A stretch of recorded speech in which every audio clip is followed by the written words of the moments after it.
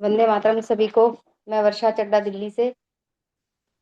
राजीव भाई को तो हम बहुत टाइम से सुनते थे, लेकिन जब से गोविंद भैया से जुड़े तब से पूरी तरह से घर को अपनी स्वदेशी चिकित्सा से ही घर में करते हैं। जो भी होता है, बच्चों को, बड़ों को, किसी को भी कोई दिक्कत होती है अपने आसपास, अब तो धीरे धीरे सब लोग विश्वास करने लगे हैं।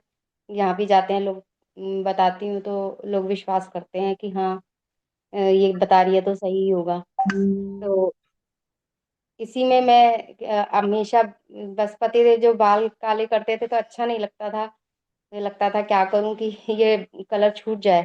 तो बस फिर एक बार एक दीदी आई थी मीटिंग में, वो बता रही थी कि वो ये जो पत्ते होते हैं उनको, उन्हीं को बॉईल करके उसी को पीस कर वो लगाती हैं उसका लेप, और उससे उनके बाल काले हैं और आगे रूट से भी काले आ गए हैं। तो बस इससे मैंने काफी टाइम से पीछे पड़ी हुई थी कि आप भी कर लो, आप भी कर लो ये, तो क्या पता हो जाए। मेरे तो अभी काले ही हैं, तो मैं उनको बोलती थी आप भी कर लो, आपके भी क्या पता काले ही हो जाए। तो बोलती, लेकिन मान गए। जैसे पीछे पड़ती रही काफी टाइम से, तो मान गए। मैंने कहा अच्छा 2026 दे दो मुझे, और उसके बाद आपकी मर्जी हो, जैसे कर लेना। तो जो आपका चूज करना हो वो कर लेना, हम एक बार 2026 मुझे दे दो। कह रहे चलो ठीक है। तो फिर उसमें मैंने स्टार्ट किया। उसमें मैंने लिया गुड़ैल के पत्ते, नीम के पत्ते, एलोवेरा की पूरी लीफ ही ले लेती थी, ले लेती हूँ। और धनिया, आजकल धनिया बहुत है, और बथुआ, ये 5 तरह की मैं पत्ते लेती हूँ। और सबसे पहले मैं चाय पत्ती को बॉईल करती हूँ लोहे की कढ़ाई में। उसी में ये सारे पत्ते फिर बॉईल करती हूँ, छानती नहीं हूँ पत्ती को। उसी में ही ये पत्ते बॉईल कर लेती हूँ सारे। रेशो में कुछ भी 8-10 पत्ते वो ले लिए, 10-20-30 पत्ते नीम के ले लिए ऐसे, और 2 एलोवेरा की लीफ ले ली, और धनिया थोड़ा सा, ऐसे धनिया थोड़ा बथुआ ऐसे ले लेती हूँ। उसके बाद उसको डाल के वो भी बॉईल कर लेती हूँ।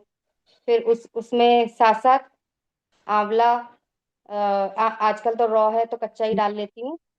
तो और और उसमें कलौंजी, अलसी, और जो जो मुझे समझ में आता है मैं डालती जाती हूँ। बस ड्रॉर खोल के बैठ देखती हूँ, जो जो दिखता है मैं कि ये भी डाल लेती हूँ, ये भी डाल लेती हूँ। काले तिल डालती हूँ, और मेथी दाना डालती हूँ, और त्रिफला के तीनों इंग्रेडिएंट डालती हूँ, आंवला और हरड़ बहेड़ा, तीनों इंग्रेडिएंट डालती हूँ। तो ये सब डाल डाल के बॉईल करके उसको फिर पीस लिया, तो वो बिल्कुल जैसे मेहंदी का लेप होता है बिल्कुल वैसा ही बन जाता है। अगर थोड़ा लगता है पतला है तो ऊपर से कोई पाउडर ऐड कर लेती हूँ, भृंगराज भी डालती हूँ। तो ये सब डाल के उसको फिर लोहे की कढ़ाई में रख देती हूँ 2 दिन, 1 दिन 2 दिन। तो वो इतना सारा, क्योंकि मैं इतने सारे पत्ते 8-10 वो लेती हूँ, तो वो बहुत सारा बन जाता है।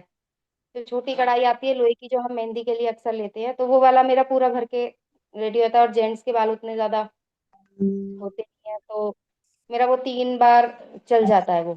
उसी को मैं उसी में रहने देती हूँ, फिर वो एक बार लगा देती हूँ, वॉश कर लेते हैं। फिर तो हफ्ते से पहले राजी नहीं होते लगवाने के लिए, तो हफ्ते में एक बार लगा देती हूँ। तो उससे मेरे को दूसरी तीसरी बार मुझे मैं लगने लगा कि थोड़ा सा डार्क हो रहे हैं बाल।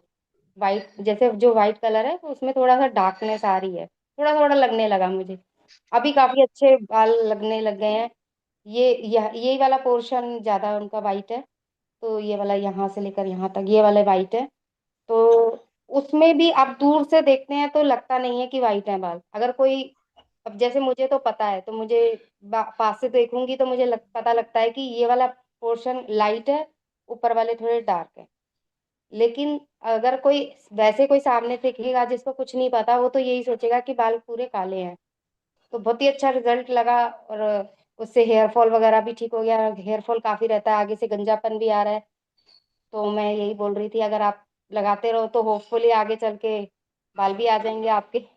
तो अभी इरिटेट हो जाते हैं लगाने में, तो मैं बोलती हूँ बाल चाहिए नहीं चाहिए सिर पर, बाल चाहिए तो यही लगाना पड़ेगा। 1 साल, 1 साल आपने प्रॉमिस किया, 1 साल मुझे देना ही पड़ेगा, तो फिर लगा लेते हैं, मान जाते हैं। जी भैया, बस यही था।